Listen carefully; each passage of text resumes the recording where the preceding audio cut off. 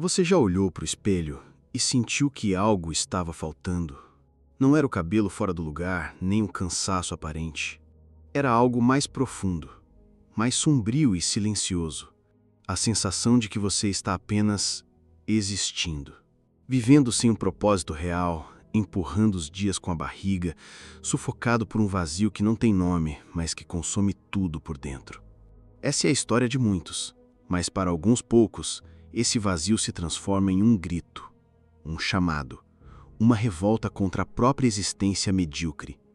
A origem dessa mensagem não está em um conto de fadas, está em cicatrizes, está em noites sem dormir, em gritos calados, em dores antigas que ninguém viu.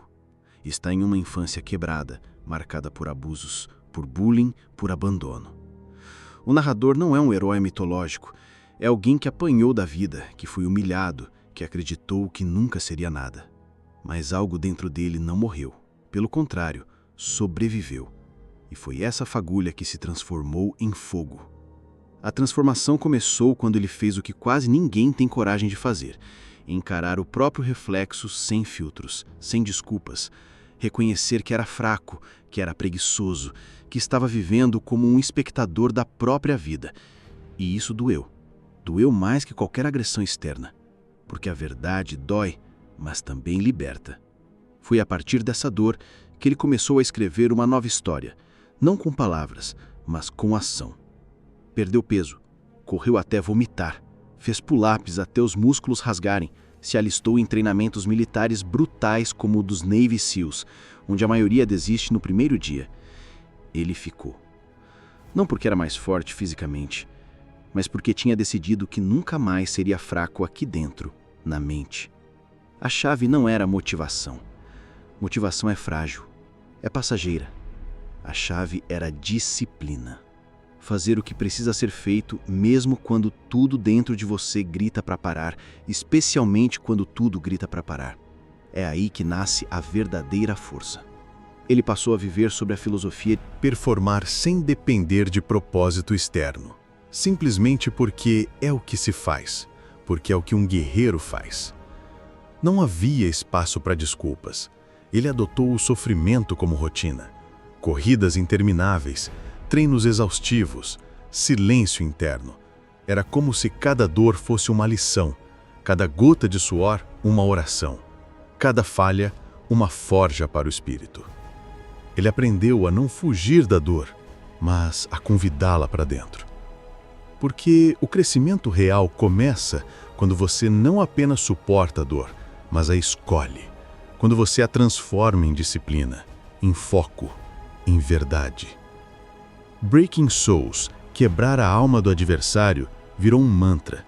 Mas o verdadeiro adversário nunca foi outro ser humano. Era o próprio medo, a própria preguiça, a própria vontade de desistir. Ele treinou a mente para vencer qualquer voz interna que dissesse: você não consegue. Porque essas vozes são mentirosas. São a sua versão fraca tentando sobreviver. E ela precisa morrer para que a versão forte nasça. Cada fracasso foi um mestre. Cada queda, um convite para se levantar mais forte. Desde a infância marcada por gritos e silêncio, até os treinos que quase o mataram, tudo foi parte de uma grande construção interior. Não havia mais espaço para a pena de si mesmo. Ele aprendeu que a maior força não vem dos músculos, vem de dentro. Vem do espírito que se recusa a ser quebrado, mesmo quando tudo ao redor está desmoronando. Ele passou a estudar sua própria escuridão, a entender suas fraquezas, não para se vitimizar, mas para dominá-las. Transformou suas falhas em combustível, suas dores em direção, suas cicatrizes em armadura. E isso exigiu um nível de honestidade brutal.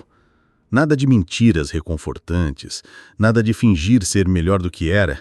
Era hora de rasgar a fantasia, de olhar para dentro e dizer: eu sou isso aqui, mas não serei mais. A vida dele virou missão, uma missão silenciosa, solitária, mas sagrada. Todo dia ele acordava com um objetivo: vencer a si mesmo.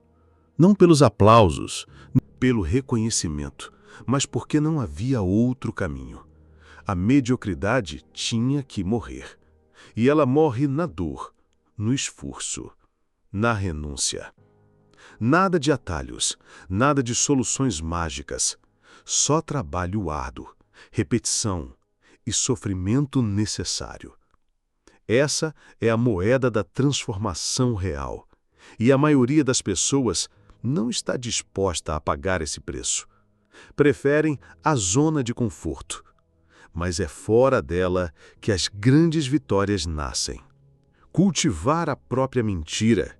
Ele sabia que isso era a doença do século. Fingir que está tudo bem, fingir que é forte, fingir que não sente medo. Mas fingir não constrói nada. O que constrói é a verdade. É olhar para a fraqueza e decidir que ela não terá mais voz. Ele criou uma missão de vida. Uma que ele repetia todos os dias até virar hábito, até virar sobrevivência. A missão era simples: tornar-se inquebrável. Não para o mundo, para si mesmo. Para poder olhar no espelho e dizer: eu me orgulho do que vejo. Essa é a primeira parte da jornada. A dor é só o começo. A transformação verdadeira está no que você faz com ela. Está na sua capacidade de suportar, persistir e agir mesmo quando tudo parece impossível. Se isso te tocou, comente. Eu escolho a dor que me transforma. A segunda parte dessa jornada começa quando a dor se transforma em hábito e a superação vira estilo de vida. Não se trata mais apenas de resistir. Trata-se de se transformar.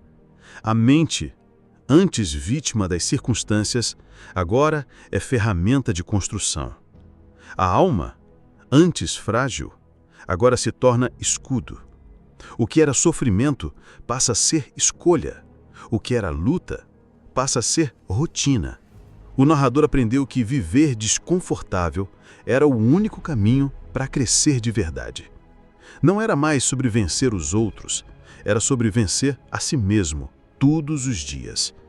Enquanto o mundo procurava conforto, ele procurava confronto. Enquanto os outros dormiam, ele treinava. Enquanto buscavam prazer, ele escolhia a dor. Não porque era masoquista, mas porque entendeu que o sucesso vive fora da zona de conforto. Que a grandeza nasce do sacrifício. Acordava antes do sol, corria por horas, mergulhava no gelo, fazia treinos que a maioria nunca suportaria. Mas o mais difícil não era o físico, era o mental. A solidão, a dúvida, o medo constante de fracassar. E mesmo assim, ele seguia. Porque a dor virou seu lar, a dor virou seu professor. Ele criou calos na mente, calluses of the mind. Como quem cria resistência física nos pés para correr mais, ele treinou a mente para suportar a frustração, a rejeição, o fracasso. E quanto mais suportava, mais se tornava inquebrável. Ele entendeu que o mundo não perdoa os fracos, que a vida vai te esmagar se você não estiver preparado. Por isso, ele se preparava todos os dias como se fosse guerra, porque de fato era. E no meio dessa guerra interna, ele descobriu o valor da verdade. A verdade não romantizada, mas crua. Aquela que diz que você ainda não está onde deveria estar, que você ainda está se sabotando, que você ainda foge da dor. Essa verdade é dura, mas é ela quem liberta, é ela quem transforma. Ele se olhava no espelho e dizia: eu sou o inimigo, e eu vou vencer esse inimigo hoje.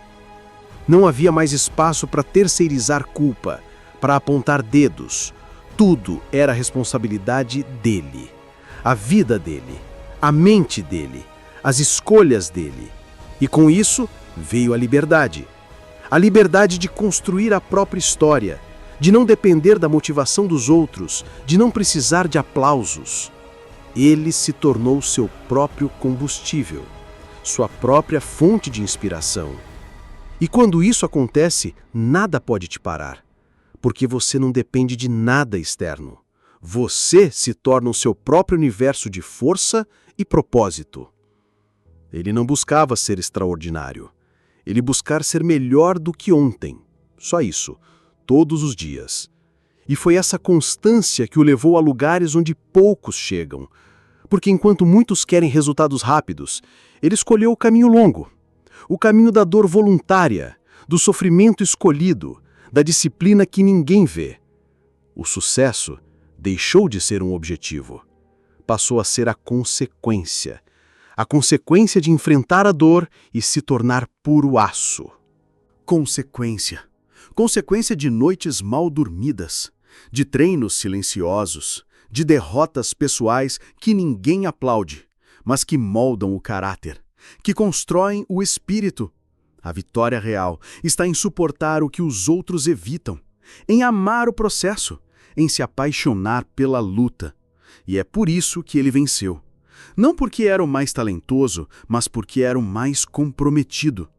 Essa é a mensagem para quem está cansado de viver na sombra da própria desculpa, para quem sabe que pode mais, mas tem medo da dor.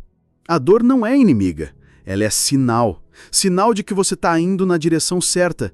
Então escolha a dor, escolha o desconforto, escolha a disciplina e construa uma nova versão de si mesmo. Se isso te inspirou, comente. Eu declaro guerra ao meu velho eu.